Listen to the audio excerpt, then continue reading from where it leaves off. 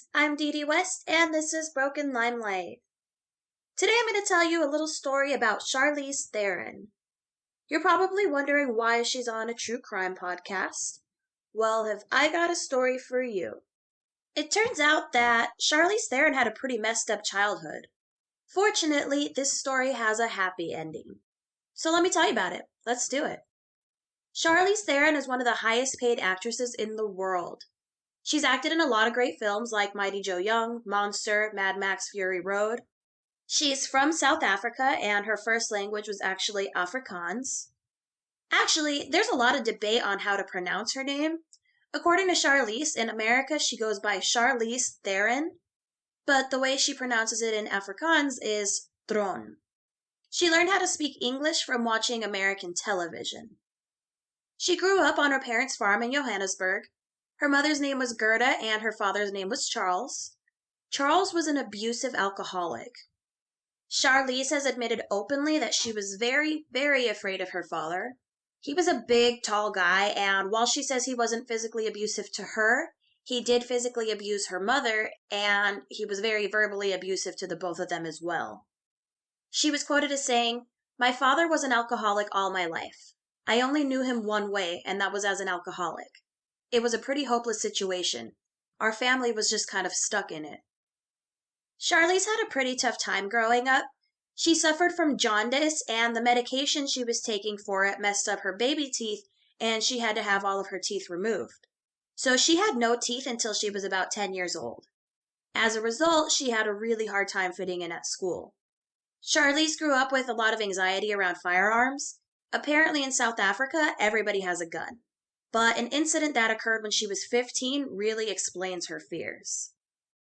On June 21st, 1991, Charles went out drinking with his brother. A relative called to let Gerda and Charlize know that he was agitated. Charlize had actually just gotten back from boarding school. She was asleep in her bed when Charles came home drunk as fuck and just started shooting. He first shot at the locked gate, and then he and his brother came in the house and he shot through the kitchen door. He was angry and yelling and, again, super drunk. Charlize woke up to this and she says that he was so drunk he shouldn't have even been able to walk, much less march around shooting off a firearm. Gerda ran into Charlize's room and shut the door. He tried to push his way through, so they both leaned against it, putting all of their weight on it. He started angrily beating on the door and shouting, "Tonight I'm going to kill you both with the shotgun." Then he shot through the door. Literally through the door that they're leaning against. He shot through it 3 times, and miraculously, none of them hit them. Gerda was actually able to get her gun and shoot him back through the door. She managed to hit Charles, killing him, and also hit his brother, who survived his injuries. Although Gerda killed Charles, she faced no charges as they saw this was a clear case of self-defense. For years, Charlize didn't talk about it, and if anyone asked about her father, she would say that he died in a car accident. She started speaking about it openly years later and now says that she's not ashamed of her past. She understands what happened and would have done the exact same thing her mother did. She says, "I'm not ashamed to talk about it because I do think that the more we talk about these things, the more we realize we're not alone in any of it. I think for me, it's just always been that this story really is about growing up with addicts and what that does to a person." Ultimately, Charlize has moved on from this tragic event. While it was incredibly traumatic, Charlize says that her childhood was really her darkest memory. She describes her father as sometimes being sweet and fun-loving as she was growing up, but he had an illness and his addiction was hopeless. She says, "The day-to-day unpredictability of living with an addict is the thing that you sit with and have kind of embedded in your body for the rest of your life. More than just this one event of what happened one night," she said. So that's the tragic story of Charlize's family. As you know, she went on to become a model and actress. She was discovered by talent agent John Crosby at a Hollywood Boulevard bank when she got into a fiery argument with the teller. So John Crosby got her into acting school and got her foot in the door, but sadly, Charlize would experience the dark side of Hollywood early on. When she was 19, she was invited to audition for a famous film director at his house. She was just starting out. This was like literally her first or one of her first auditions. She didn't know the ins and outs of Hollywood yet, so she thought it was weird when he asked her to come audition at 9 p.m. on a Saturday night, but she let it go. When she got to his house, he was wearing silk pajamas and he offered her a drink. Then he started rubbing her knee, and she realized what was happening and she hauled ass out of there.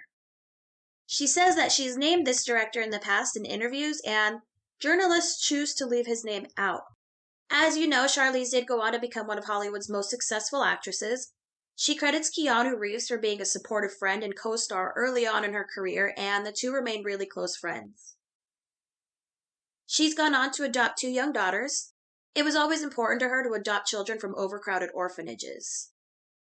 In 2016, Time named Charlize one of the 100 most influential people in the world. Gerda continues to support Charlize in her life and her career. The two of them got matching koi fish tattoos on their ankles. The koi fish often represents determination and power because they are able to swim upstream even when faced with obstacles like waterfalls. So that's the story of Charlize Theron and the true crime surrounding her.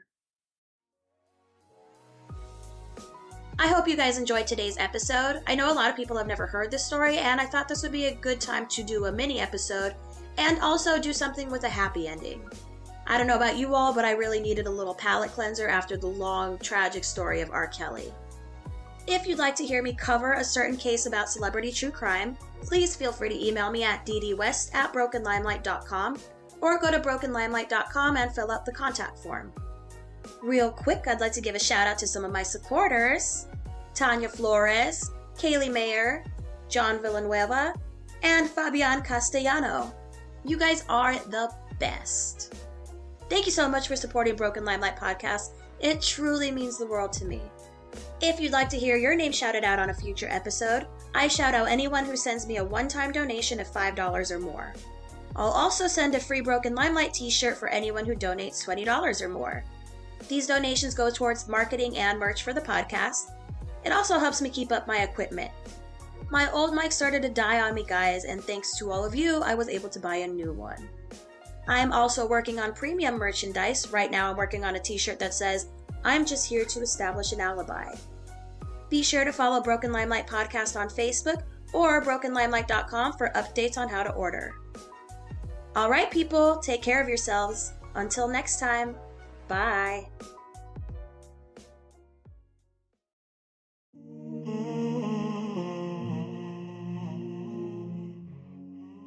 Today's episode is brought to you by Hunt a Killer. Hunt a Killer is a monthly mystery subscription box that's truly one of a kind. It's basically like a crime case in a box. It comes with case files, codes to decipher, detailed backgrounds about the suspects and the victims. There's evidence for you to evaluate. It tells an immersive story of a whole crime case from beginning to end. It's kind of like an escape room in a box. You can do this by yourself, or you can team up with a buddy, or do it for like a game night or even a date night. You can take a little break from technology and immerse yourself fully into this box, or if you prefer to be more of a high-tech investigator, you can join online communities and talk to other Hunt a Killer players about clues and stuff. Hunt a Killer also shares part of its proceeds with the Cold Case Foundation, which helps with real-life cold cases. The best part is that Broken Limelight listeners get 20% off of their first subscription box. So get started now at huntakiller.com and be sure to use code BROKENLIMELIGHT to get your 20% off.